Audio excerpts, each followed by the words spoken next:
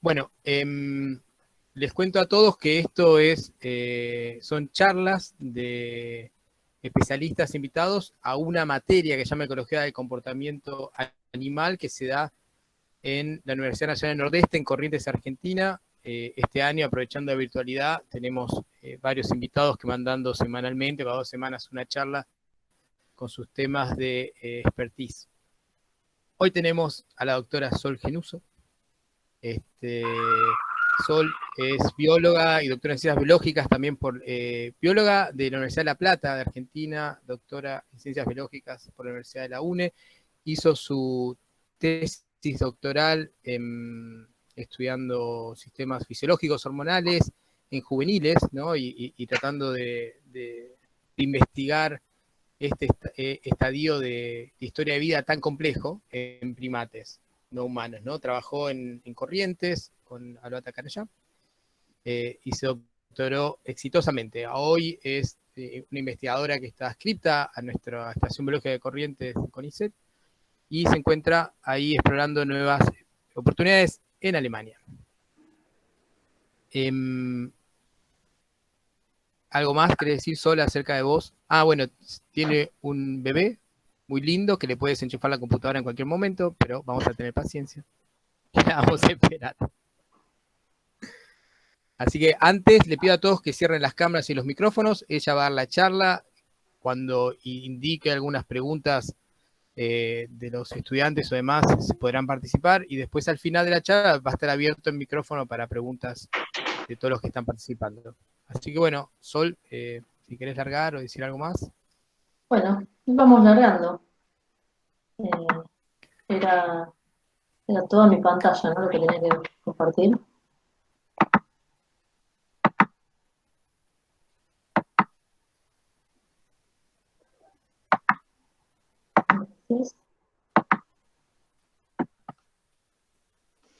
Bueno, ¿me avisan? ¿Se ve bien? Sí, se ve bien y podés, en eso que dice dejar de compartir, Ocultar. puedes poner ocultar, así no te tapa texto. Perfecto. Yo, Dale, largamos. bueno, por cuestiones organizativas, esta es mi primera vez que doy una charla así en este método Zoom o Meet en este caso, así que bueno, sepan disculpar si te cometo algunos errores. Y la idea de esta charla es en el contexto de la materia de ecología del comportamiento y la idea es que participen, así que en algunas partes podemos hacer algunas paradas y me gustaría que comenten lo que les parece, si tienen alguna pregunta o también yo tengo algunas preguntas y me quieren contestar, así que si quieren animar a ir respondiendo algunas preguntas o haciendo algunos ejercicios que vamos a estar realizando a lo largo de la charla, bueno, están invitados, ¿no? Bueno, eh, esta charla particularmente es sobre análisis de los datos en comportamiento, ¿sí? Nosotros cuando estudiamos comportamiento, lo que vemos a campo, hay un gran camino hasta llegar a lo que son nuestros artículos científicos o nuestras investigaciones o lo que mostramos a la comunidad científica. Hay un trabajo muy grande entre lo que vemos en el campo y lo que podemos publicar, entre comillas, o lo que podemos mostrar a la comunidad científica. Y una gran parte de todo ese proceso es el registro de los datos, la digitalización de los datos y el análisis estadístico. El registro de los datos en el comportamiento hay muchas formas, muchas técnicas, creo que en la materia todavía no las vieron, las van a ver más adelante, corrígeme Martín si no es así. Igual les voy a dar un pantallazo de algunos métodos de registro de datos de comportamiento, algunos poquitos y medio rápido. La digitalización de los datos, que a veces parece menor, pero lleva muchísimo tiempo. Entonces es importante para esto tener en cuenta qué datos voy a registrar, cómo voy a analizar mis datos para poder digitalizarlos de la forma correcta, porque lo que puede pasar, y pasa a veces muy seguido, es que uno digitaliza en la computadora, en un Excel o en cualquier planilla, de una forma, y después cuando quiere ir a analizar esos datos, se encuentra con que no es la forma correcta y a veces son muchísimos datos. Entonces no es algo que en un día uno puede corregir y cambiar. Por eso a veces es interesante tener un diseño bien armado de toda mi investigación, no solo del muestreo, sino de cómo lo voy a analizar, qué es lo que quiero analizar, para ahorrarme problemas a la hora de digitalizar los datos. Y bueno, el análisis estadístico, ¿no? Entonces, para diseñar, en esta charla me quiero enfocar un poco en las problemáticas a la hora de realizar los estudios estadísticos. Entonces, ¿qué es lo que uno tiene que tener en cuenta a lo largo de su estudio, a lo largo de cuál sea mi pregunta, cuál sea todo mi estudio, para reducir un poco esas problemáticas que se me encuentran al final, ¿sí? Entonces, primero, tengo que tener en cuenta mi pregunta de investigación. ¿Cuál es mi pregunta? ¿Qué quiero investigar? De ahí surge una hipótesis. La hipótesis, en general, la construyo a partir de también bibliografía. Cuando yo leo la hipótesis de un investigador, hay un marco teórico que la apoya. Hay, por ejemplo, es una hipótesis sobre una especie nueva, yo puedo investigar sobre especies similares. Disculpen, no se escucha. Eh, Aguántenme un segundito. Bueno, a partir de la hipótesis voy a formular mis predicciones. Y la predicción está en negrita porque es lo que yo voy a observar a campo, es lo, entre comillas, tangible, es lo que yo voy a ver y es muy importante tener en cuenta cuáles son mis predicciones. Entonces, voy a proponer un ejemplo. Disculpen que hubo un pequeño problema doméstico. Un ejemplo, se estudian los patrones de cortejo de una especie nueva. Entonces, ese pequeño elefante raro es una especie que yo encontré y quiero estudiar los patrones de cortejo. Entonces, me hago una pregunta. ¿Cómo es el cortejo en esta especie? ¿Qué sexo es más activo en la búsqueda de pareja, por ejemplo? ¿Qué hago? Para formular mi hipótesis busco bibliografía. Puede ser distintos aspectos de la ecología de esta misma especie, puedo buscar cómo es el patrón de cortejo de especies similares o especies ecológicamente equivalentes. Entonces, de ahí formulo una hipótesis. En este caso, los machos participan activamente en la búsqueda de pareja, mientras que las hembras son receptoras pasivas de un compañero de cópula. Es un ejemplo inventado, ¿sí? De ahí se desprende la predicción. La predicción dice que los machos realizarán más cantidades de comportamiento de cortejo que las hembras. Es muy importante tener en cuenta esta predicción porque va a ser el hilo conductor de mi análisis, de mi diseño de muestreo y después de mi análisis estadístico. Por eso no hay que perder de vista esto. En este caso, la predicción es que los machos realizarán más cantidad de comportamientos de cortejo que las hembras. A partir de esta predicción yo ya puedo definir cuáles son las variables o cuáles son los datos que tengo que tomar a campo. Inclusive puedo empezar a generar modelos o relaciones, que son las que voy a poner a prueba en mis modelos estadísticos a futuro.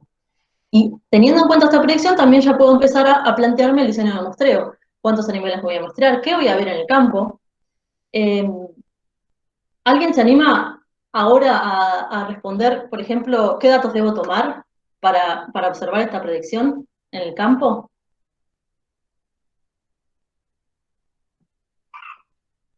Quien se anima puede abrir su micrófono y... Pueden abrir el micrófono, levantar la mano o en el chat también contestar. Y lo primero que debería hacer sería seleccionar una muestra de individuos al azar. Muy bien, sí, selecciono individuos al azar. Estos individuos viven, imaginémonos, en grupos, como de 6 individuos, 7 individuos, y los grupos se distancian, imaginémonos, como 5 o 6 kilómetros unos de los otros. ¿Cuántos grupos les parece que podría, o cuántos individuos de cada grupo, o cuántos grupos? Quizá entre 2 y 3 grupos. 2 y 3 grupos podría ser, sí. Y ahora, ¿qué datos tomo? Bueno, ya encontré mis grupos, los individuos seleccionados. ¿Qué observo de los individuos? Por ahí es importante el sexo de los individuos, tener en cuenta la edad de los individuos, porque no todos van a estar en una etapa reproductiva.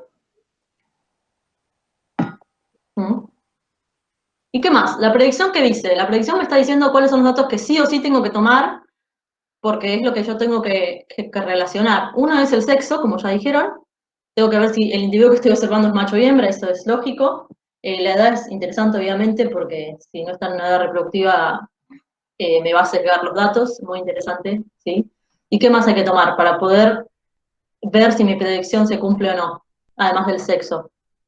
Y dependiendo de cuál sea el comportamiento que se considera de, ¿cómo se dice? El comportamiento de cortejo, tal vez se podría tomar el tiempo que se que se ve a cada individuo realizando estos comportamientos. El tiempo, las repeticiones. Excelente, muy bien. O sea, las variables que tengo que tener en cuenta es el sexo, que en este caso tiene dos valores, macho o hembra, y comportamiento de cortejo. Ahora, como bien dijeron, la última persona dijo, ¿cuáles son los comportamientos de cortejo? Bueno, acá hay que definirlos de antemano, y para eso, en general, hay que hacer un muestreo piloto, o también una recolección bibliográfica. Lo que se hace con muchas especies, con las que son más estudiadas, uno recolecta bibliográficamente, por ejemplo, etogramas realizados. Los etogramas, calculo que los ha comentado Martín anteriormente, si no, rápidamente es como si fuese un diccionario de los comportamientos de una determinada especie. Entonces tengo definido el comportamiento y bien descrito qué es lo que hace el animal en el campo, ¿sí? Yo puedo buscar etogramas que ya existan de mi especie, muchas veces es bueno hacer las dos cosas, ir al campo, hacer un muestreo piloto, y registrar los comportamientos, describirlos bien y determinar qué es ese comportamiento al que yo me estoy refiriendo. Acá en este ejemplo, comportamientos de cortejo es súper ambiguo. Yo les voy a decir que en este caso, el comportamiento de cortejo que quiero observar es cuando ese animalito que ven en el dibujito se levanta el sombrero, ¿sí? Ese es el comportamiento de cortejo. Imagínense que yo voy a ir a ver eso, ¿sí? Y entonces, como dijeron antes, tengo que ver cuánto tiempo lo hace, puede ser cuánto tiempo se está levantando el sombrero, o cuántas veces se levantan el sombrero, ¿sí? Entonces, lo que voy a observar al campo es, específicamente, a los individuos, si son machos o hembras, y el comportamiento de cortejo. Y después, otras variables, muchas otras variables también que se pueden observar, por ejemplo, la edad de los individuos, como dijeron, y muchas otras. Teniendo los datos, cuáles son los datos y las variables que voy a tomar, vamos a un pequeño repaso, seguramente se lo acuerdan todos, no sé si alguien, si necesitan repasar esto lentamente, más detalladamente lo repasamos, pero rápidamente los tipos de variables que existen son las cualitativas y las cuantitativas. Dentro de las cualitativas hay ordinal, nominal y dicotómicas, y de las cuantitativas continuas y discretas. Por ejemplo, las ordinales, por ejemplo, el nivel educativo puede ser que va al jardín, a la primaria, al secundario, nominal, color de pelo, marrón, rojo, amarillo. Y dicotómica, por ejemplo, la presencia o ausencia de una enfermedad. En el ejemplo anterior, en esta especie, el sexo, macho o hembra, dicotómica cualitativa. Y cuantitativas pueden ser continuas, como la altura, o discretas como la edad. Entonces, en el comportamiento también tenemos que definir cómo son nuestras variables, qué tipo de variables tenemos. Entonces, tenemos distintas metodologías de registro que van a dar distintos tipos de datos y por eso distintos tipos de variables. Acá, Martín, dame una mano, ¿han estudiado las metodologías de registro o quieren que le haga un pequeño resumencito de cómo son? Hacer un resumen. Bueno, animal focal o grupo focal, lo que se hace es en el campo, por ejemplo, animal focal se toma un individuo y se va a registrar durante un determinado tiempo todo lo que hace. Por ejemplo, elijo este animal en particular, durante 1 hora voy a registrar todo lo que hace. Entonces, a las 10 de la mañana está durmiendo. A las 10:23 se despertó, 10:23 anoto, está despierto, ¿qué está haciendo? ¿No? Por ejemplo, está caminando. A las 10:26 dejó de caminar y ahora está comiendo, ¿sí? Anoto todo lo que hace todo el tiempo. Entonces yo voy a tener un tipo de dato que es duración, y que es una variable continua. Esto lo digo un ejemplo de horas y minutos, pero es muy posible que lo tengan que hacer con segundos cuando lo hagan en el campo, ¿sí? Después el muestreo de barrido o el scan es una foto, es un momento. En un determinado momento anoto lo que están haciendo los individuos, puede ser de un grupo. Entonces lo que hacemos, por ejemplo, con Alogata Carayá es anotar dónde están, en qué posición están todos los individuos y qué están haciendo cada 10 minutos. Ahora estos dos están comiendo, estos 3 están durmiendo, este está acicalando a este está jugando. Bueno, espero 10 minutos y vuelvo a anotar todo lo que están haciendo. Esto me va a dar un tipo de dato que es frecuencia, que es una variable discreta. Y después está, por ejemplo, la ocurrencia de evento, que es esperar hasta que ocurra un evento. Esto me puede dar latencia, que es todo el tiempo hasta que ocurrió el evento, que es continua, o frecuencia, que es las veces que ocurrió este evento. Esos son 3 tipos, hay más, seguro, me estoy olvidando, pero bueno, estos son los más comunes, más básicos. Otros datos que se pueden tomar, como que alguien ya antes había comentado, por ejemplo, la edad, puede ser el tamaño del grupo, la ubicación geográfica, la altura, la distancia, la profundidad, depende de qué animal me estoy refiriendo, el rango de dominancia, si es que hay rangos de dominancia en esa especie, el estado reproductivo. En este estudio, por ahí, hasta nos serviría saber el estado reproductivo del individuo, ¿no? Entonces, en nuestro ejemplo, podemos saber cómo son nuestras variables. Acá entre corchetes puse las dos opciones en las cuales yo podría tomar el dato de cortejo que quiero tomar. Puede ser la duración del comportamiento, como cuánto tarda en levantarse y bajarse el sombrerito, o las veces que hizo ese comportamiento. ¿Alguien se anima a decir qué tipo de variable es? Si es continua, si es discreta, si es... si es cualitativa, cuantitativa. Ambas son, las tres son cualitativas. O sea, bueno, la duración del complejo puede ser cuantitativa si medimos la duración del comportamiento. Claro.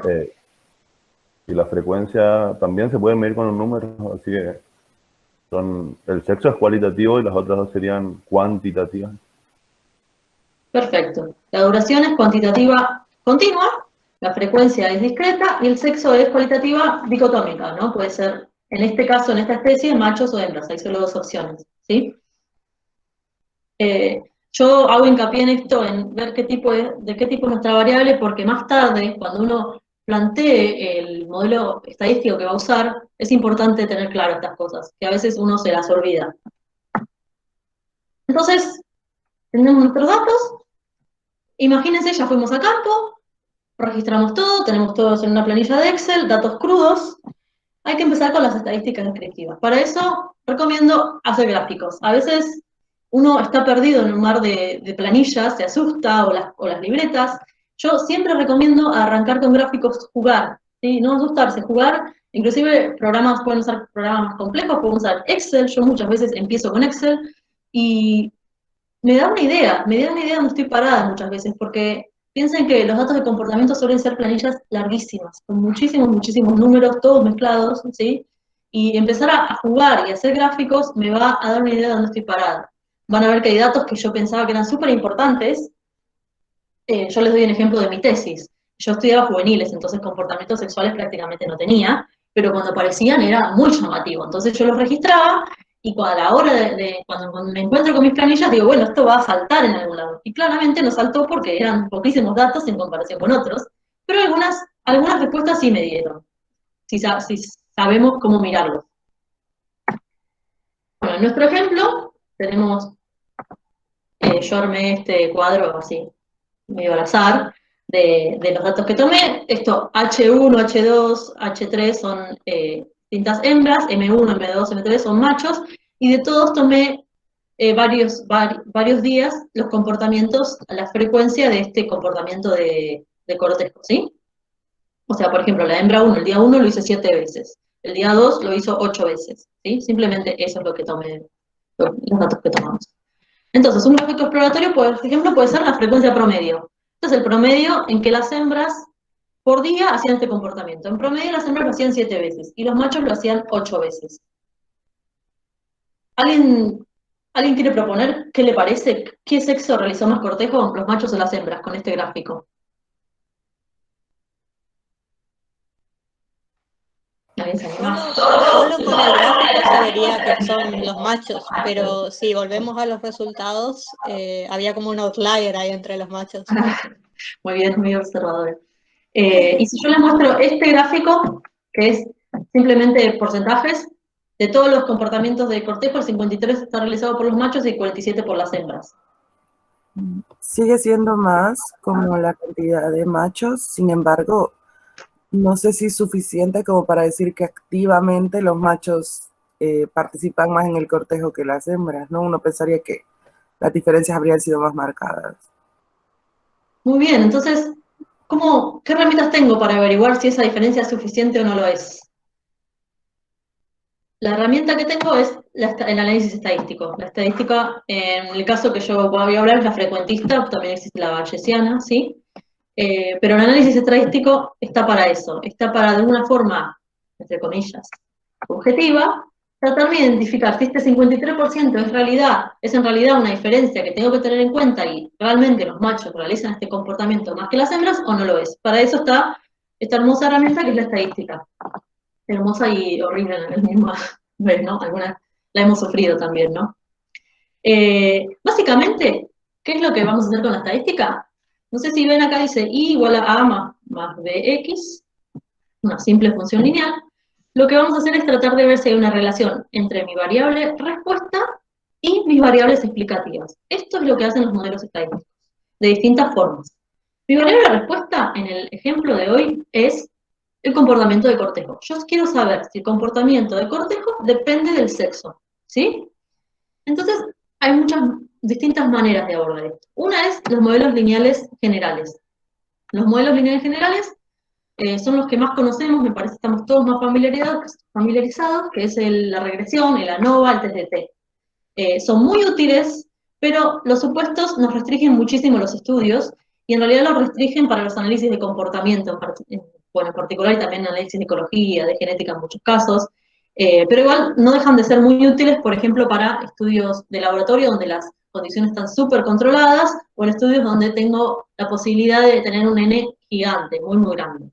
¿Y por qué son muy restringidos? Porque tienen estos supuestos. La variable respuesta tiene que tener distribución normal, las muestras tienen que ser aleatorias independientes, la variable explicativa son medias sin error o con un error mínimo, y la varianza de la variable respuesta para cada variable explicativa son homogéneas. Un ejemplo que muestra las complicaciones de esto es que la variable respuesta tiene que tener una distribución normal. Esto no se cumple en general, o sea, es muy difícil que se cumplan los datos de comportamiento, y lo que terminamos acudiendo es a transformamos la variable respuesta como podamos, se le suman cosas, se le dividen cosas, o vamos a métodos no paramétricos, o otra opción es hacer modelos lineales generalizados. Los modelos lineales generalizados, si se fijan en la ecuación, está más o menos parecido a lo que dice link. Lo que hace es modelar la relación entre la variable respuesta y las variables explicativas, y ya no trata de modificar la variable respuesta en sí. La variable respuesta la utilizamos tal y como está. Esto tiene una explicación matemática mucho más profunda y yo no me quiero detener. Quiero contarles que existe esto y cuáles son las ventajas de poder utilizarlo en los que son estudios de comportamiento. La ventaja principal es que no requiere que mi variable respuesta tenga distribución normal o se adecue a determinadas cosas. Los componentes principales de los modelos lineales generalizados son la función de probabilidad de la variable respuesta, el predictor lineal, que es lo mismo que en todas, en realidad el predictor lineal son los parámetros, en este caso sería P y A. Y la función de conexión, función de enlace, lo pueden ver en algunos libros, o en inglés link, ¿sí? Acá, esta filmina es información que saqué de un curso de modelos lineales generalizados mixtos realizado en la Universidad de la República, en Maldonado, Uruguay, con el profesor Pablo Chauste, perdón que la pronunciación. Y lo que no quiero que nos ahoguemos acá en base de agua, solamente saber que para saber cuál es la función de probabilidad de I, lo más importante es saber qué tipo de dato tengo. Por eso hice tanto hincapié en el tipo de datos. Si yo sé qué tipo de dato tengo, después puedo saber cuáles las posibles funciones de probabilidad de mi dato, y después hay formas gráficamente de ver mi dato a qué se ajusta más. Tiene una distribución más parecida a la normal, tiene a la log normal, ¿sí? Si yo sé que el dato es continuo. Por ejemplo, teniendo en cuenta qué tipo de datos tengo, también veo cuál es la función de conexión que mejor aplica. Todas estas ecuaciones, en este momento no vamos a hacer hincapié y tampoco hay que saberlas, simplemente son las tres cosas que hay que tener en cuenta para realizar un modelo lineal generalizado por ejemplo, en una plataforma como R, en un software como R. En nuestro ejemplo, vemos que cortejo es nuestra variable dependiente, depende del sexo, ¿no? E es el error siempre existe en los modelos normales de como ANOVA, como correlación de regresión también tenemos E, que es el error esperado dado por el azar en general. En nuestro ejemplo, la variable respuesta, habíamos dicho que si es frecuencia, puede ser un conteo, ¿sí? Y alguien había comentado que también podemos tener más variables, ¿no? Entonces, el cortejo puede depender del sexo, puede depender de la edad, puede depender de la altura, puede depender de la estación del año o del estado reproductivo. Entonces, en el modelo lineal generalizado podemos agregar muchas variables, todas las que estén relacionadas con mi pregunta, ¿sí? ¿Cuál es la ventaja de los modelos lineales generalizados? Que no debo transformar las variables porque lo que se modela de acuerdo a la forma de los datos es la relación entre las variables, no los datos tomados. Esa es una gran ventaja porque, en general, para los estudios de comportamiento, los modelos clásicos no los podemos aplicar. Es muy raro que podamos aplicar una ANOVA o una regresión lineal simple. En general, siempre se nos escapa de eso. Por eso los modelos lineales generalizados son una gran herramienta para nosotros. Hay un pequeño problema que es que las muestras deben ser aleatorias e independientes.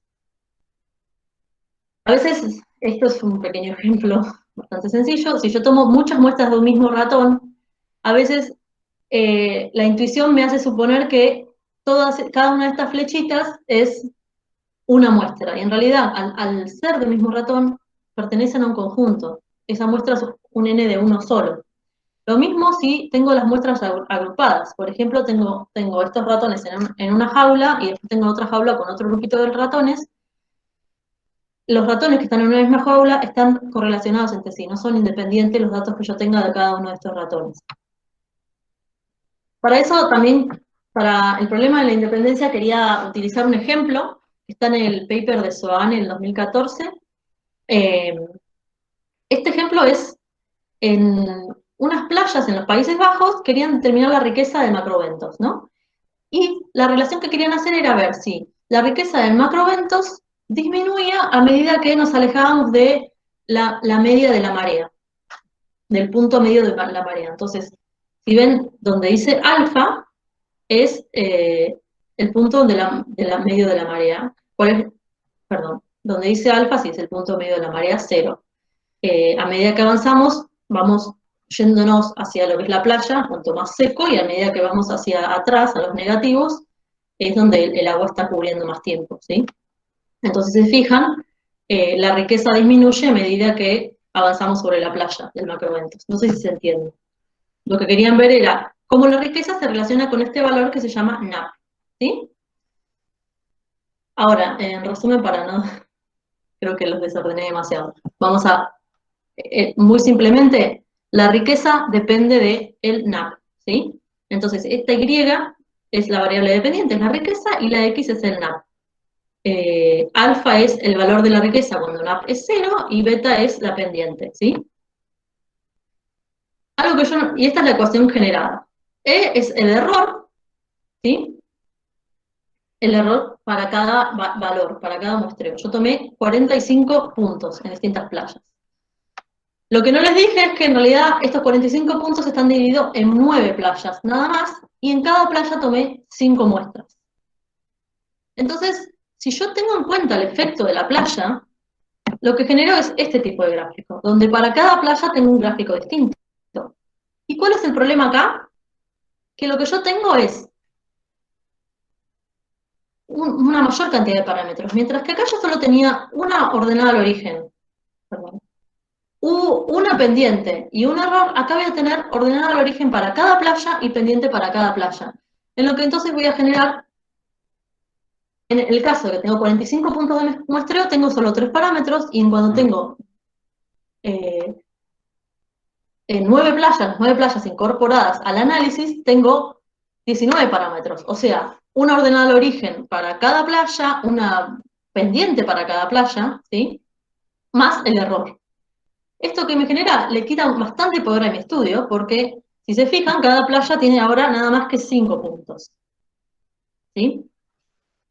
Entonces, puedo hacer dos cosas. Una es, ignoro el efecto de la playa, hago como si la playa no existiera, pero eso me va a hacer que mi error, como ven en el primer cuadro, es muy alto en algunos casos, porque hay un montón de cosas que no estoy explicando.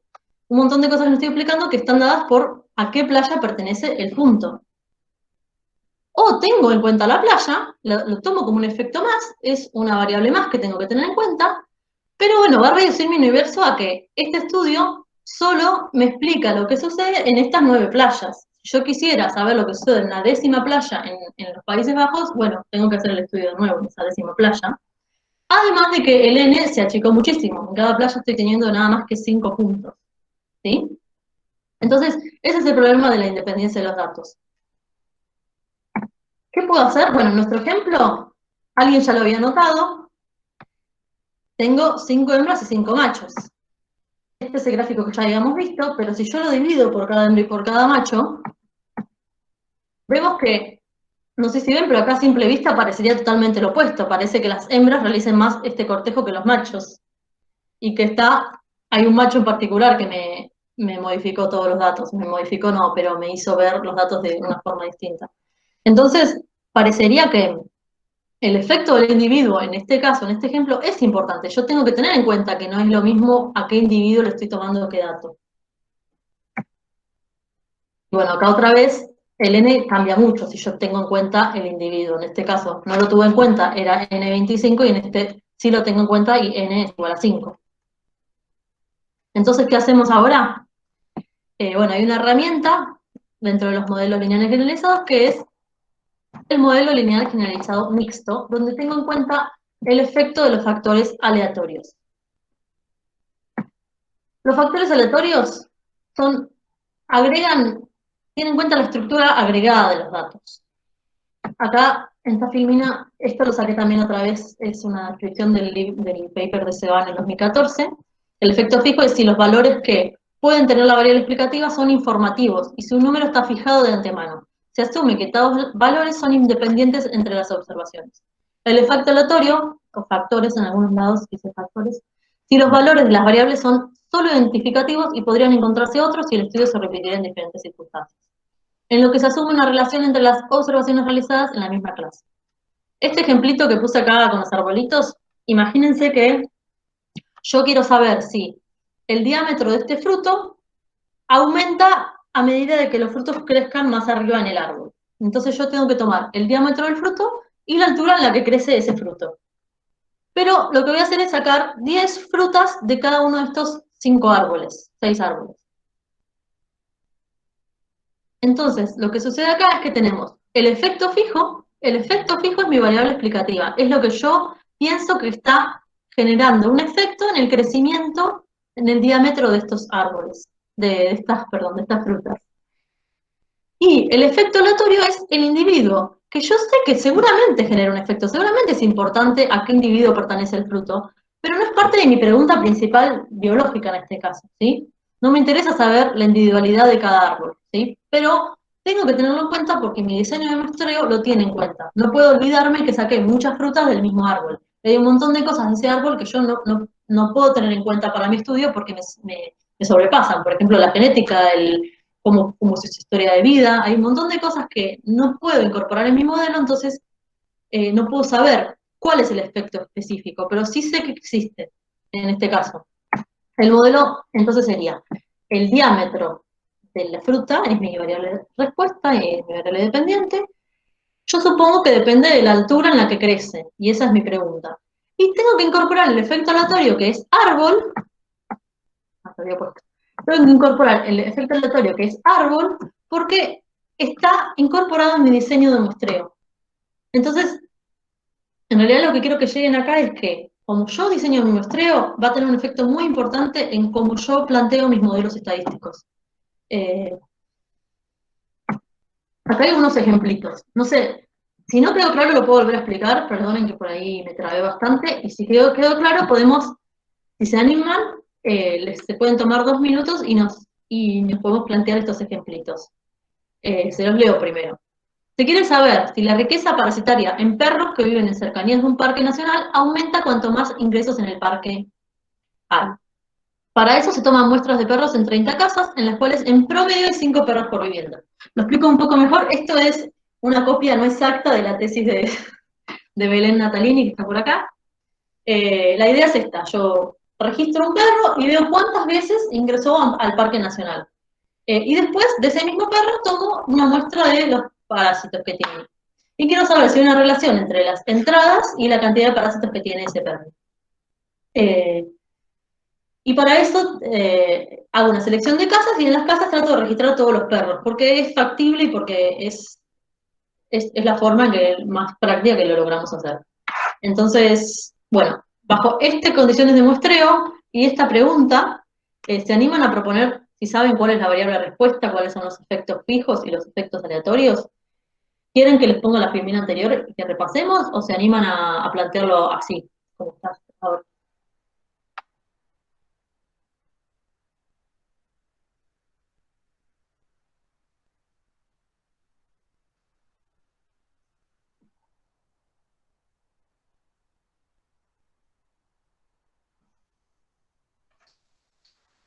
Vamos, ¿algún estudiante de la materia?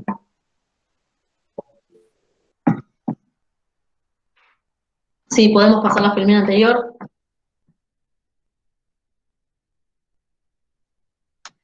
Puedo explicarlo de nuevo. El efecto fijo está directamente relacionado con mi pregunta. ¿Se acuerdan que nosotros tenemos la pregunta, la hipótesis y la predicción? Entonces, con la predicción, ¿qué es lo que voy a ver a campo? En este caso, lo que voy a ver a campo es el diámetro del fruto y la altura a la que crece ese fruto. Es la relación que a mí me importa.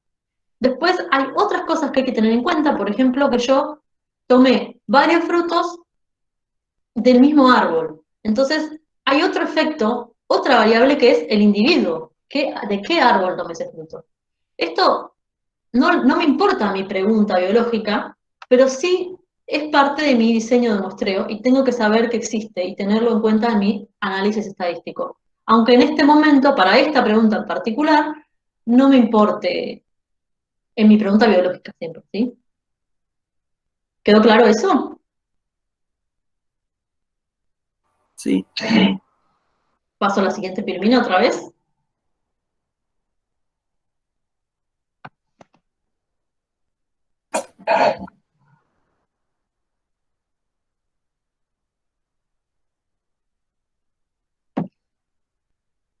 Creo que no pasó a la siguiente filmina. No, les preguntaba, como nadie me respondió, dije. Ahí está. Este es un ejercicio. ¿Quieren que les dé 2 minutitos?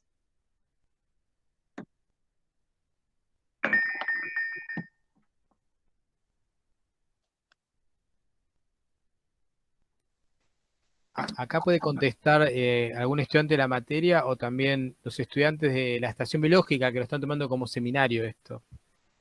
Ah,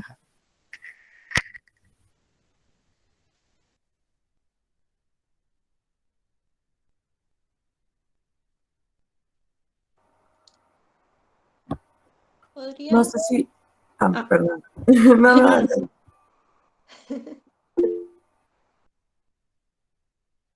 Ahí Belén aclara qué es la riqueza parasitaria. Belén, ¿querés abrir tu micrófono y aclararlo?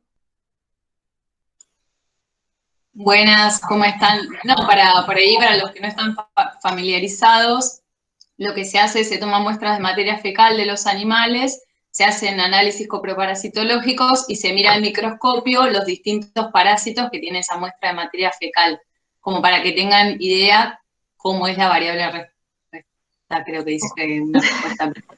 Perdón. Ahí tiene una pregunta de Belén. Pero bueno. Está bien. O sea, no sé si para contestar la pregunta primero tendríamos que directamente, bueno, como dice, medir la cantidad fecal y ahí analizar los parásitos que se encuentran en ellos y cuántas veces cada perro como individuo, y luego en los efectos fijos supongo que sería ver de qué casa es ese individuo para tenerlo en cuenta. No sé si más o menos por ahí. Entonces, la variable respuesta, ¿cuál les parece que es? La cantidad de parásitos en cada perro con la cantidad de visitas al La parque. cantidad. O sea, lo que pasa es que una tiene que ser la variable respuesta. La cantidad de parásitos depende de qué. ¿De qué depende? De las visitas al parque. Perfecto, entonces la variable respuesta sería la cantidad de parásitos. Y la variable explicativa o efecto fijo, ¿qué sería? Ahí lo dijiste. Los parásitos, ¿no? O sea, la cantidad. El número de visitas. Perfecto, número de visitas. O sea, la cantidad de parásitos depende del número de visitas. Entonces, la variable de respuesta es cantidad de parásitos, o bueno, en este caso, riqueza se llama. Y la variable explicativa, lo que hace que cambien los parásitos, lo que yo supongo, es el número de visitas. ¿Y cuál es el efecto aleatorio?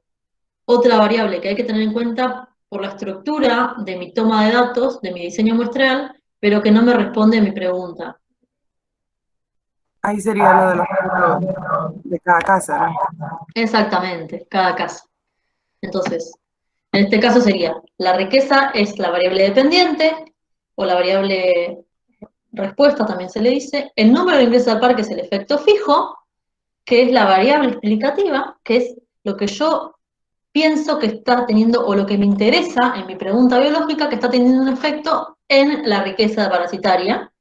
Y la casa en la que habitan es el efecto aleatorio, porque yo tomé muestras de varios perros de cada casa y puede haber algo que también genere ciertas diferencias en la cantidad de parásitos en la riqueza entre casas. Por ejemplo, imagínense que en esta casa hay una cierta alimentación que es muy distinta a la de esta casa y esa alimentación favorece la proliferación de parásitos, ¿sí?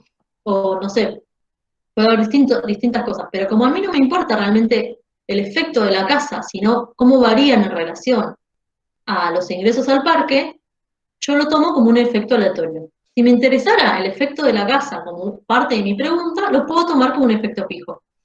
Entonces, acá lo que es importante es saber que cuál es mi pregunta para diseñar mis modelos, ¿sí? ¿Cuál es también mi predicción? Por eso tanto que les vengo diciendo con la predicción. Si yo sé cuál es mi predicción de mi hipótesis, puedo diseñar de modelo más, mi modelo estadístico me refiero, más correctamente. El modelo estadístico acá es la riqueza, depende de los ingresos al parque, y más, entre paréntesis, tengo el efecto aleatorio, que es la casa en este caso, a la que pertenece. Otro ejemplo. Se quiere saber si hay una relación entre la cantidad de alimento obtenido por un pichón y la intensidad de llamada a los padres. Se muestran 30 nidos, en los cuales hay un promedio de 4 pichones. Además, estos nidos se encuentran distribuidos en 10 árboles. Este es un ejemplo que por ahí un ornitólogo me va a decir que es medio raro, pero bueno, imagínense que esto existe así, que cada árbol tiene varios nidos. Entonces, primero podemos... por ejemplo, acá no lo puse, pero les voy a dar un ejemplo de una predicción. Mi hipótesis es que yo supongo que hay una relación entre la cantidad de llamados. Mi hipótesis es que los padres le dan más alimento al pichón que llama con más intensidad.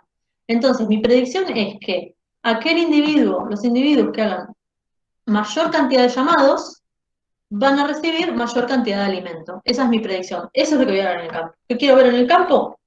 Contar en estos pichones cuántos llamados hace cada pichón y después también cuántos alimentos reciben. Por ejemplo, cuántas veces veo que la madre le está dando el alimento en la boca. Y a la vez contar cuántas veces este pichón hizo alguna vocalización. Eso sería lo que yo iría a ver al campo, ¿sí?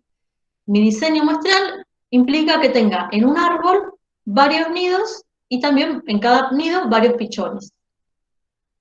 Dicho esto, ¿se animan a pensar un ratito cuál sería mi variable respuesta, cuál sería mi variable explicativa o mi efecto fijo? ¿Cuál es el efecto aleatorio? O sea, el efecto dado por el diseño de muestreo, en este caso.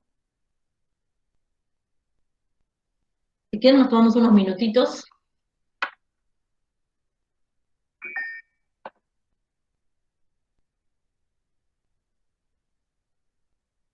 Muy bien, ¿alguien dijo efecto fijo? Perdón, se me fue el mensaje. Llamado a los pichones.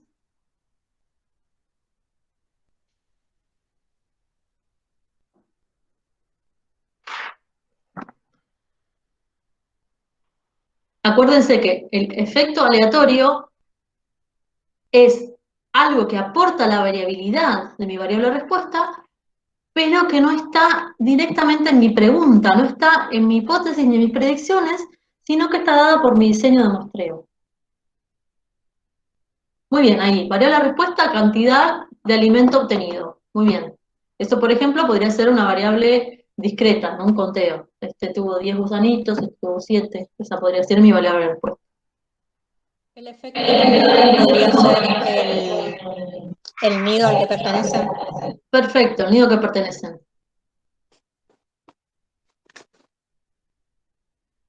¿Y el efecto fijo? El llamado de los pichones. El llamado a los pichones. Perfecto. ¿Y hay algún otro efecto aleatorio que puedan ver en este dibujo? La comida disponible en los árboles podría ser. No sé. Esa es muy buena. Esa podría ser otro efecto fijo a pensar, ¿no? O la distancia de cada árbol hasta un lugar de alimento. Muy bien, eso podrían ser otros. Ahí se está complejizando un montón el estudio, pero para bien. Pero efectos aleatorios bien simples. O sea, uno es al nido al que pertenecen. Y en este dibujo, ¿qué otra agrupación ven? ¿Qué otra forma agregada de los datos ven? Imagínense que los datos, para La cantidad visualmente, de es nidos cada por pollito. árbol. ¿Sí? La cantidad de nidos por árbol. Bueno, no, porque todas son 4. Ah, no, sí. La cantidad de nidos por árbol o la cantidad de pichones por árbol. Exacto, los efectos aleatorios son el nido, porque tal vez que los que pertenecen a este nido son alimentados más que los que pertenecen a este nido, no porque piden más, sino porque los padres en particular tienen alguna característica que yo no estoy teniendo en cuenta. Pero me importa no, lo que me importa es la generalidad. Después puede ser también que los pollitos que están en este árbol en particular estén más cerca de una fuente de alimento que no consideré. Pero mi diseño de muestreo claramente me tiene los datos agrupados de dos formas. Una es adentro de cada nido y otra es en cada árbol. ¿Sí? Entonces tengo dos efectos aleatorios, el nido y el árbol. ¿Sí? El efecto aleatorio es la forma en que se me agruparon los datos en mi diseño de muestreo. Entonces, la solución era esta. Ahí ya lo habían dicho, ¿no? El elemento querido es la variable de respuesta, el número de llamados es el efecto fijo, y hay dos efectos aleatorios. El nido al que pertenece este individuo y el árbol en el que está. Eso, ahí ven que se puede complejizar mucho más el efecto aleatorio. Entonces, el modelo es, el alimento depende de cuántos llamados hacen los pichones, o sea, cuanto más llaman, más alimento reciben, sería el modelo. Y después tengo en cuenta, en el modelo estadístico, la forma agregada de los datos, o sea que de todos los pichones que yo tomé, muchos pertenecen al mismo nido y además, en un árbol hay varios nidos. Esto es, justo elegí un ejemplo con nidos para decir que esto es una forma en la cual los efectos aleatorios pueden estar anidados. Esto no lo había pensado, pero ¿a alguien se le ocurre? Este es mi diseño de muestreo, ¿no? Yo fui al campo y encontré en un árbol varios nidos, en otro árbol varios nidos, y así mostré todos esos pollitos. ¿Cómo podría ser para que no tenga efecto aleatorio? Eliminar el efecto del nido y del árbol. ¿Cómo puedo diseñar mi muestreo? ¿Alguien se anima a proponer una forma? O sea, podría quizás no tenerse en cuenta el árbol directamente, sino que como un n total de todos de todas las aves, pues. Pero si yo no lo tengo en cuenta, pero si yo estoy muestreando en el árbol, me va a generar un error. Tengo que tenerlo en cuenta. Si yo de un mismo árbol voy a tomar varias aves. En el modelo estadístico, si yo no lo tomo en cuenta, me va a generar un error mayor, como mostré en el gráfico de las playas. Pero yo puedo directamente muestrear de una forma que no se me agreguen los datos. Tal vez podría ser muestrear solamente un nido por árbol, un árbol al azar. Muy bien, y ahí Ajá. el efecto en realidad, lo que puedo hacer es mostrar un pollito por nido y por árbol. Entonces ahí ya no voy a tener el efecto del nido y del árbol porque voy a tener uno por cada nido y por cada árbol. Pero lo que pasa es que a veces eso no es factible, porque no encuentro tantos pollitos en el campo o algo así, puede pasar. El ejemplo que nosotros tenemos con los monos es que a lo voy a atacar allá solemos estudiar 3 o 4 grupos, y de esos 3 o 4 grupos estudiamos cosas de varios individuos, porque es un trabajo de campo muy arduo para estar solo estudiando un individuo, después irme al otro día a un grupo que queda a 10 kilómetros y estudiar un solo individuo. Entonces yo utilizo la mayor cantidad de herramientas que tengo, que es tratar de estudiar la mayor cantidad de individuos en un grupo. Y entonces ahí también los datos se me agrupan de una forma que tengo que tener en cuenta en mi análisis estadístico, porque no puedo escapar de eso. En algunos casos se puede escapar de que los datos no estén agrupados y bueno, se los escapa, pero si no se puede, se lo tiene en cuenta en el análisis estadístico. Bueno, este ejemplo, ahora sí con monitos, se quiere saber si en X especie de primates el tiempo de acicalamiento depende de la jerarquía de los individuos y de la temperatura ambiental. Se estudiaron 10 grupos de primates con un promedio de 7 individuos por grupo. A cada individuo se lo siguió 10 días. Entonces, lo que, por ejemplo, voy a dar un ejemplo de una predicción en el que yo voy a poner a prueba el campo, es que los animales de menor jerarquía acicalan más. Y otra predicción voy a tener es que los días fríos se acicala más, porque no sé, están más aburridos o lo que pasa, no importa. Esto tiene que ver con la hipótesis que no estoy planteando. Pero bueno, para ir más rápido, estas son mis dos predicciones, que los animales de menor jerarquía acicalan más y que los animales, y que cuando hace más frío, los días más fríos, acicalan más también. Entonces, ¿cuál es la variable respuesta en esta predicción? ¿Cuáles son los efectos fijos? Y dado la estructura de mi muestreo, ¿cuáles son los efectos aleatorios? Y mi muestreo es así. Son 10 grupos, con 7 individuos cada grupo, y a cada grupo se lo siguió 10 días. Si quieren se pueden tomar un tiempito para ver si pueden responder estas.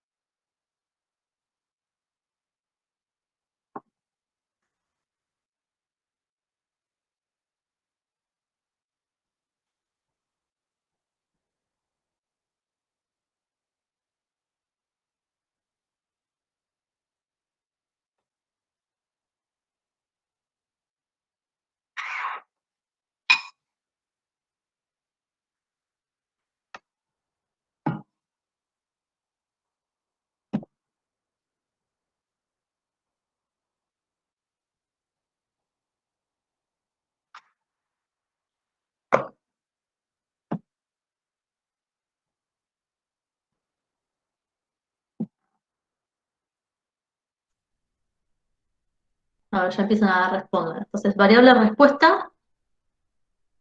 Ay, se me fue. Cantidad de acicalamientos por individuo. ¿Alguien dijo?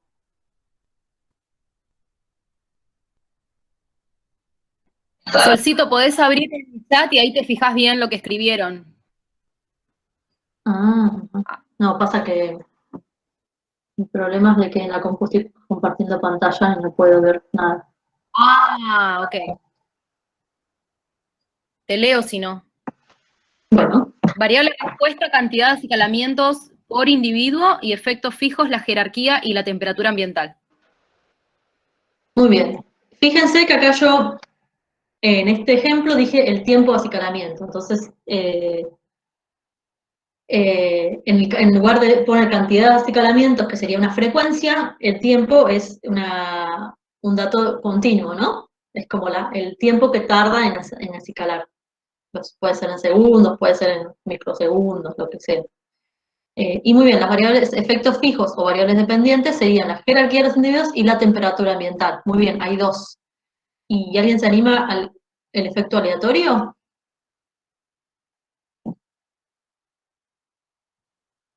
Es el grupo al que pertenece el individuo. Perfecto, el grupo al que pertenece el individuo. ¿Y se animan a decir qué tipo de variables son? Bueno, la del tiempo de acicalamiento ya la dije yo. Jerarquía, ¿qué tipo de variable es? Cualitativa. Cualitativa, muy bien. ¿Y temperatura ambiental?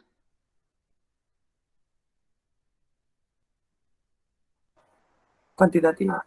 Muy bien. Y después el efecto aleatorio habíamos dicho que es el grupo al que pertenecen los individuos. ¿Eso qué sería?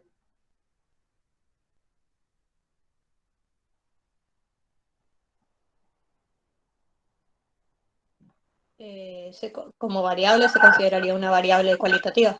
Perfecto.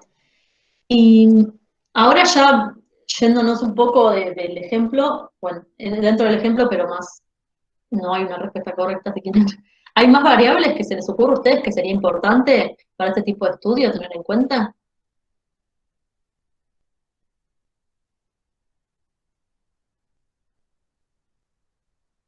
Bueno, el número de individuos no varía demasiado en cada grupo, pero tal vez podría tenerse en cuenta.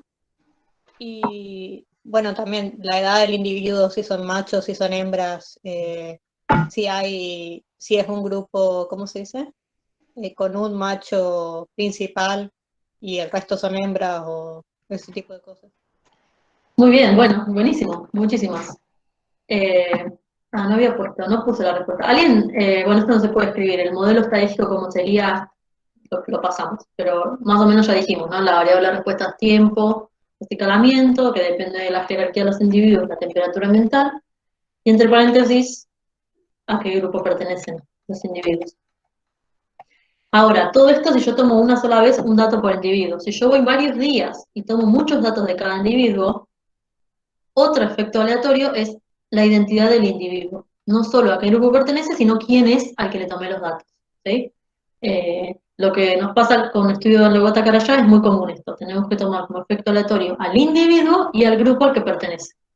Es como, creo que todos los que hemos hecho estudios con Carayá en grupos así, mucho tiempo, los mismos grupos, tenemos este tipo de modelos, donde el efecto aleatorio es el individuo y el grupo al que pertenece.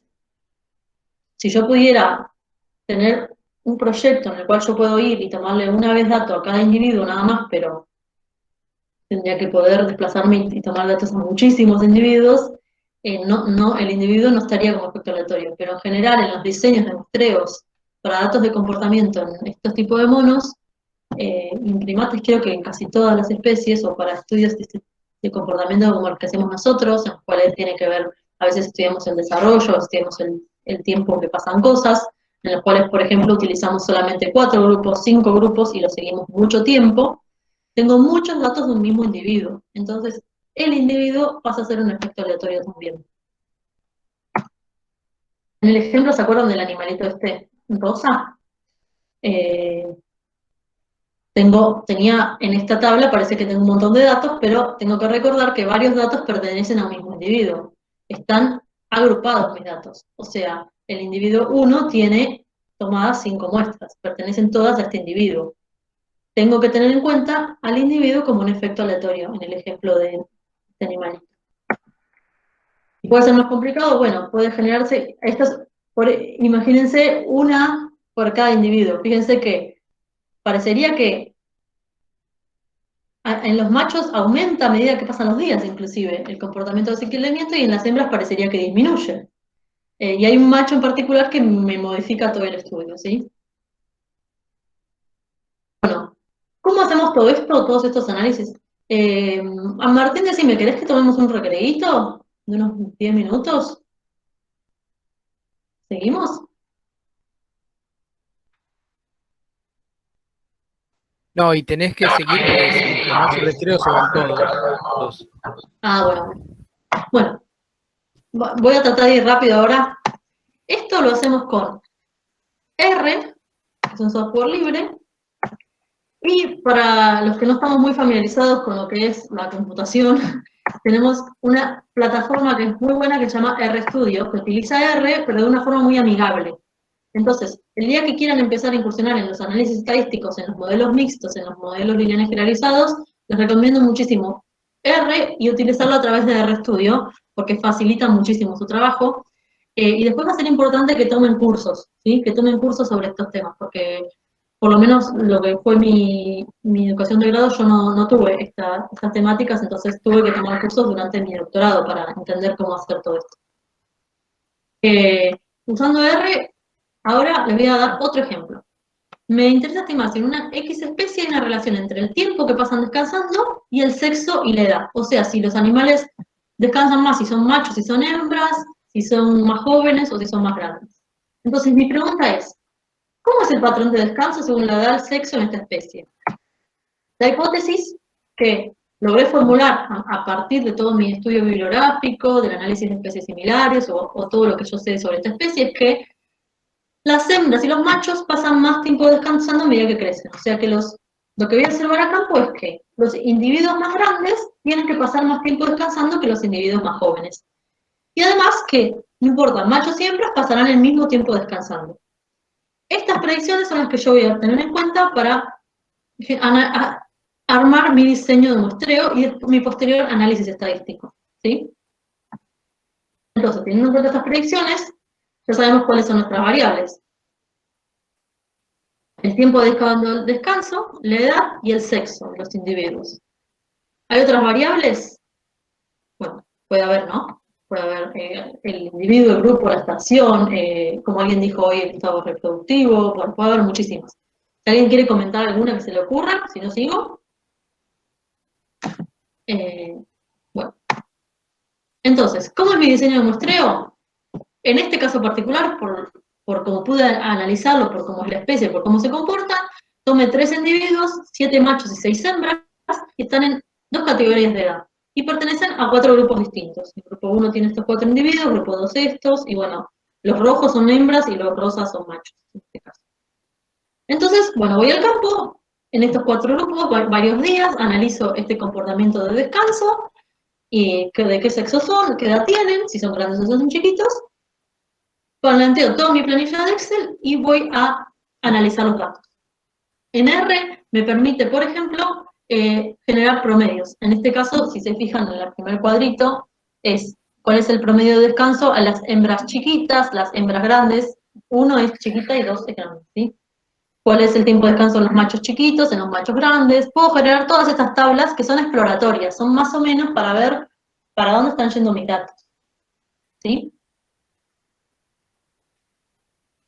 Lo que tengo que hacer después es ver qué tipo de variable es mi variable de respuesta. Yo sé que es continua o es discreta, eso lo sé a priori, obviamente, porque sé cómo tomé el dato y sé qué tipo de dato es. Pero después puedo ver el tipo de la distribución de probabilidad de la variable de respuesta, que esto es lo necesario, no sé si se acuerdan, varias filminas atrás, para un GLM o un GLMM. Para saber qué distribución de probabilidad tiene, hay métodos gráficos como este que está acá. No me quiero meter mucho en tema, pero solo saber que hay ciertos pasos que se van a ir cumpliendo. Y todo esto, en realidad les recomiendo que hagan cursos específicos de estadística, porque en realidad cada una de estas filminas son cursos, ¿sí? Pero bueno, imaginen, en el caso particular, encuentro que la distribución de probabilidad de la variable de respuesta que mejor ajusta a mis datos es la normal. No quiere decir que mis datos tengan distribución normal, sino que la distribución de probabilidad tiene distribución normal.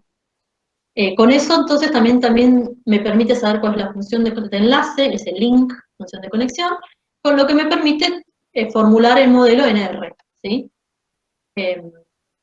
Ahora, el modelo estadístico en R, en este caso, la fórmula que yo escribí es RT significa descanso, depende del sexo y de la edad, y esto es grupo y la identidad del individuo. Lo entre paréntesis se acuerdan que es el efecto aleatorio.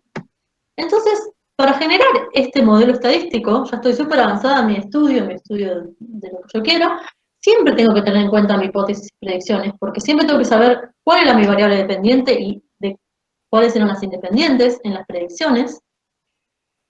¿Qué tipo de variables son? Esto, como les comenté en la filmina anterior, es importante porque me va a determinar qué tipo de modelo tengo que especificar en R. Esto no me quiero meter, pero bueno, si alguno decide hacer un curso de estadística va a saber que determinados datos, cómo se comportan, qué tipo de modelos me conviene utilizar, ¿sí? Y después, ¿cómo fue mi diseño de muestreo? Y el diseño de muestreo, ¿qué me va a determinar? La variable aleatoria, el efecto aleatorio. El efecto aleatorio no es algo mágico de la estadística, algo loco que uno tiene que inventar. Viene dado por cómo yo diseñé mi muestreo y a qué responde mi pregunta biológica en general, ¿sí? No, a veces uno dice, ay, ¿y si meto esta variable aleatoria como variable explicativa? ¿Pero por qué? ¿En qué momento de tus predicciones decidiste que esto pase, ¿sí? Si yo tengo en cuenta siempre cuáles son mis hipótesis y predicciones, tipo de variable y diseño de muestreo, tiene cierta lógica todo el tiempo lo que vengo haciendo. Ojo, porque esto es un ejemplo inventado mío. Yo quiero saber, supongo que el aleteo del ave depende de cuántas vetas tiene la rama donde está posado. R siempre me va a dar relaciones, las relaciones siempre van a existir.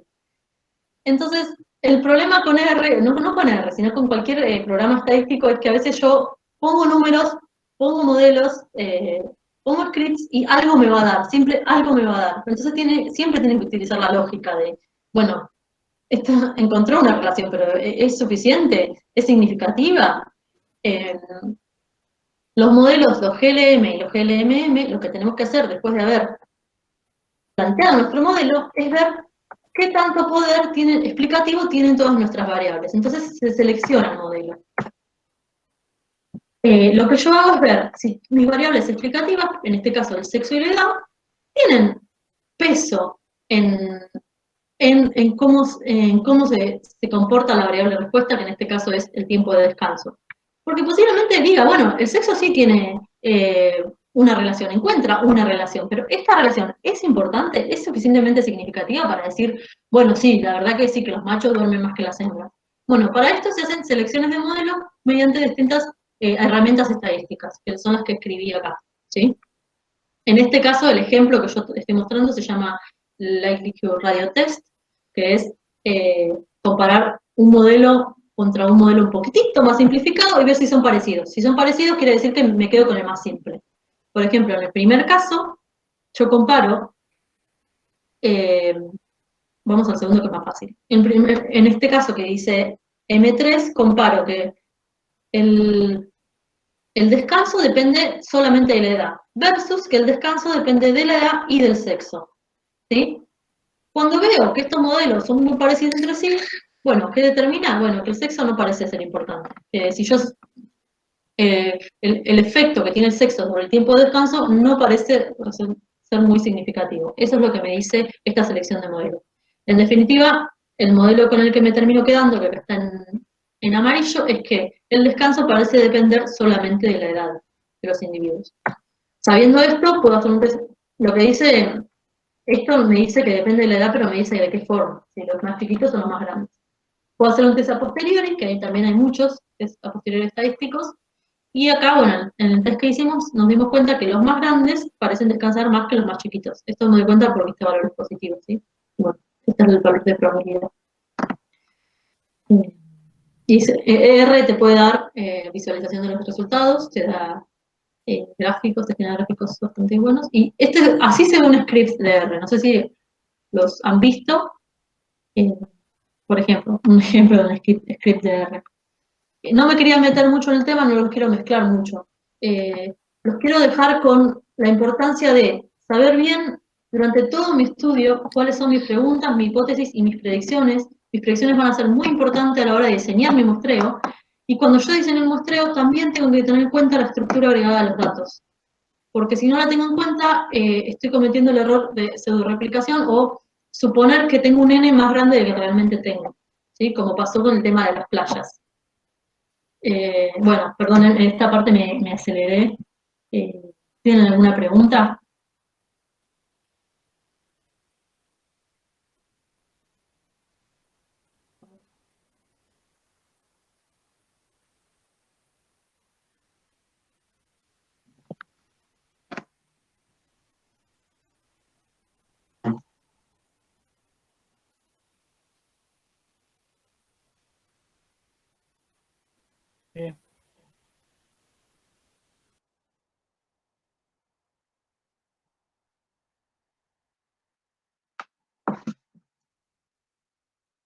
Bueno, ahí termino la charla. Tengo una actividad para los chicos de la materia, de tarea si quieren, pero bueno, no quiero extenderla mucho porque me parece que me fui de tiempo un poco.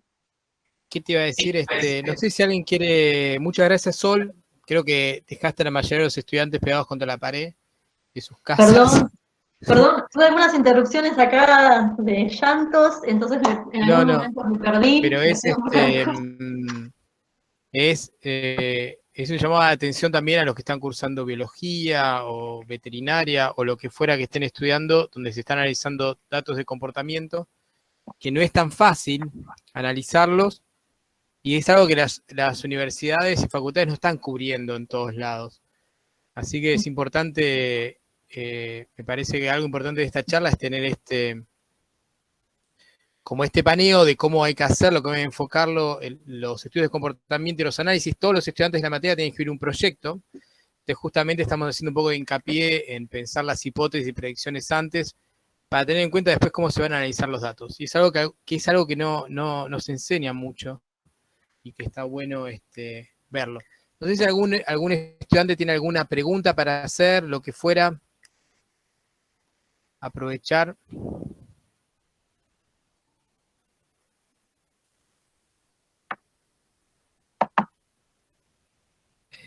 Las preguntas van a parcial, no.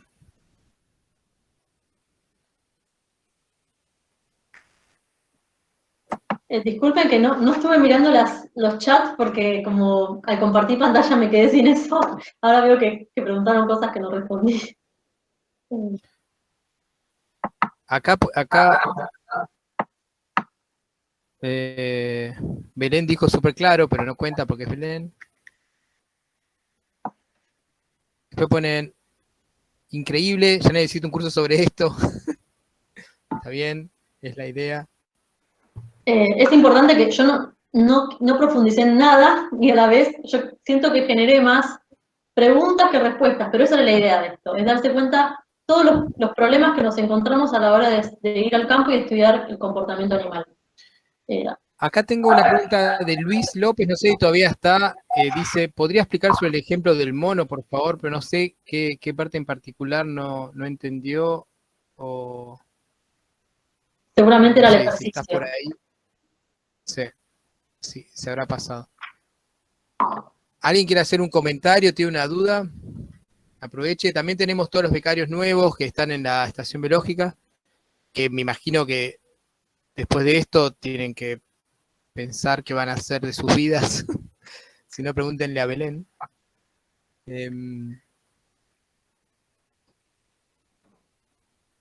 Lo que quiero que es que... perdón, Maru, habla. Dale, Solcito. Lo que suele suceder mucho es que la factibilidad de un muestreo, un análisis de comportamiento nos restringe mucho. Entonces, a veces uno no puede... Lo ideal sería agarrar un animal de cada grupo en un tremendo tamaño, un área muy grande y poder analizarlo una vez. Pero eso no es posible en general, porque no existen las herramientas, no existe el tiempo y, bueno, a veces a la pregunta se pierden muchas respuestas también. Entonces, para estas herramientas estadísticas nos ayudan a tener en cuenta esas restricciones que tenemos a la hora de diseñar nuestros muestreos. Entonces hay que saber que existen, no hay que... Bueno, eso. Es algo bueno, no es algo para sufrir, que a veces uno lo toma así. Sí, está buenísimo, Solcito. Para mí explicás lo que es súper difícil de entender, lo explicás súper fácil, así que me re gustó escucharte de nuevo. Y también remarcar eso, que lo último que comentaste de al momento de terminar de analizar el modelo, buscarle el significado el biológico, digamos, si realmente tiene una explicación biológica parsimoniosa, digamos, para tu pregunta, o responde a tu pregunta. Me parece que eso es re importante a la hora, después de terminar con todos los modelos y ver cuál modelo responde mejor a tu pregunta o se relaciona mejor con tu variable de respuesta, también encontrarle, pero esto tiene un significado biológico, porque si no uno de repente es como que se pierden los modelos estadísticos y de repente deja atrás, o sea, cuál era el significado biológico del resultado que estás encontrando. Me parece que está bueno terminar de darle esa vuelta de rosca, y me parece, ¿no?, que sí. Importante como considerar eso a último momento.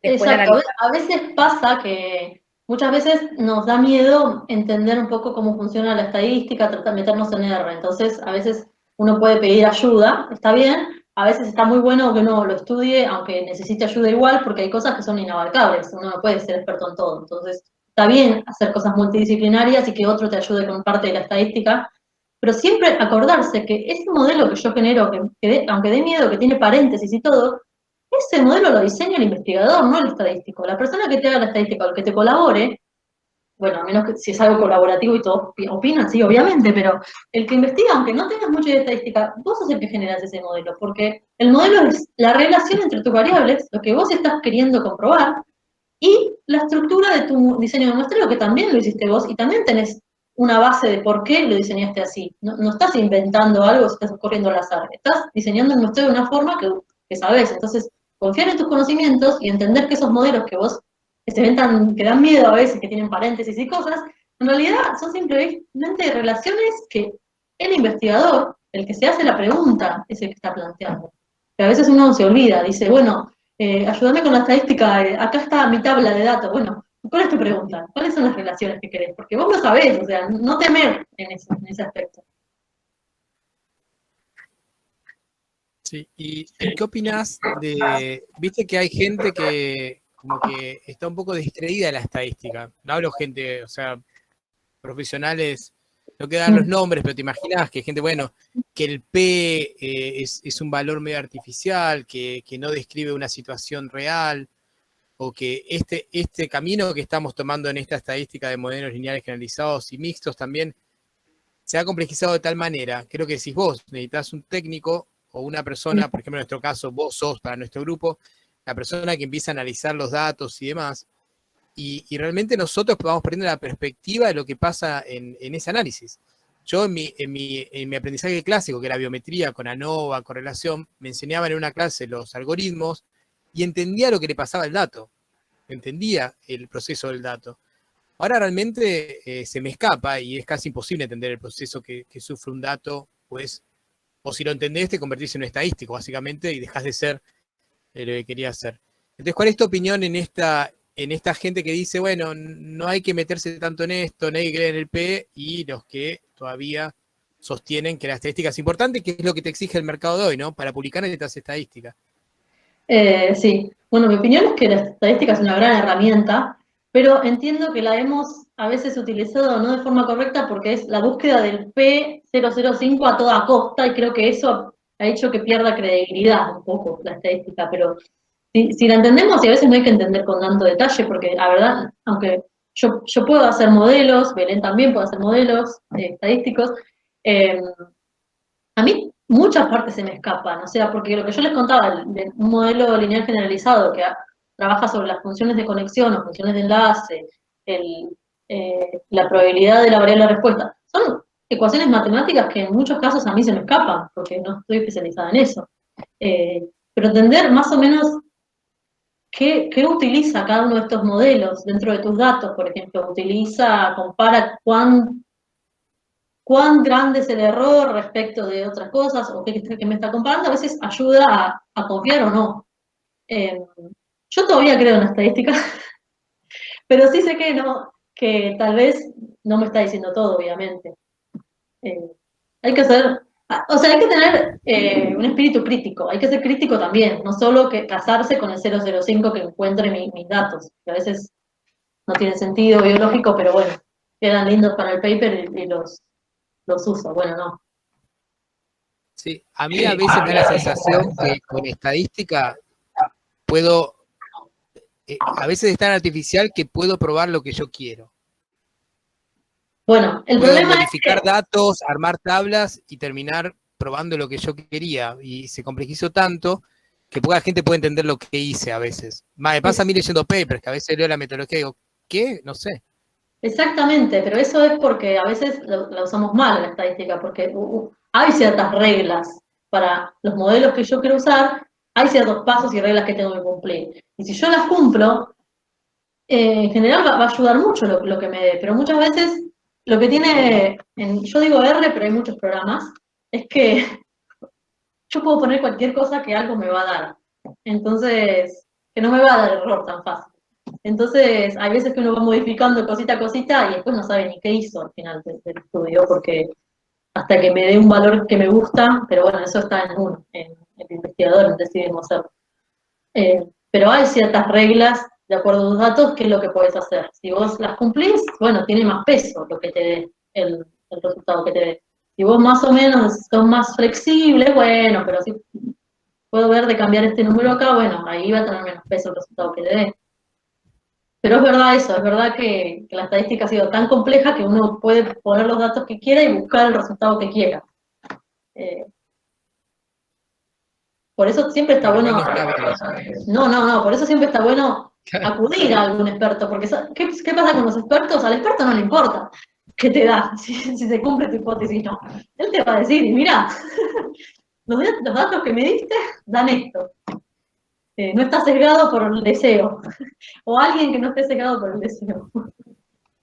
No, pero bueno, eso pasa mucho en muchos aspectos también. En cómo muestré, a veces uno se autosesga sin querer. Bueno, ¿hay alguna pregunta más de alguien? No se vayan, así sacamos las fotos. Bueno, vamos a ir agradeciendo a Sol entonces después de 1 hora y media de estadística. Si quieren todos abrir la cámara para la imagen final y después corto la grabación, por favor, si están presentables. En condiciones de poner las caras. Abandona la conversación, ya hay algunos que no. Hay algunos que están en pijama, me parece.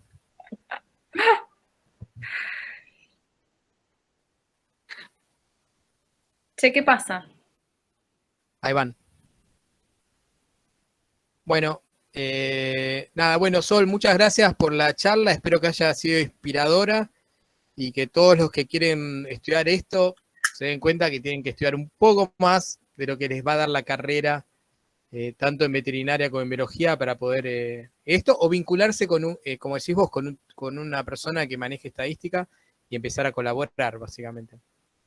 No, hubieran avisado antes igual, no ahora. ¿Cómo? Que nos hubieran avisado antes, ahora estamos en 5º año, ¿qué hacemos? Y hace un curso, ahí te recomienda, hacer el curso de Sol. Ahora te pasa. Dale ese curso, Bueno, hay varios cursos. No, hay varios cursos de estadística y muy buenos. Así que bueno, si quieren les paso después recomendaciones. Sí, en Argentina hay cursos clásicos como que da la Universidad de Córdoba, ¿no? Para introducirse a R. Ahora en Paraguay están dando cursos también para por lo menos para iniciarse y entender. Tampoco tenés que ser un experto en estadística, me parece, ¿no? Podés elegir ese camino, como Sol sin querer queriendo.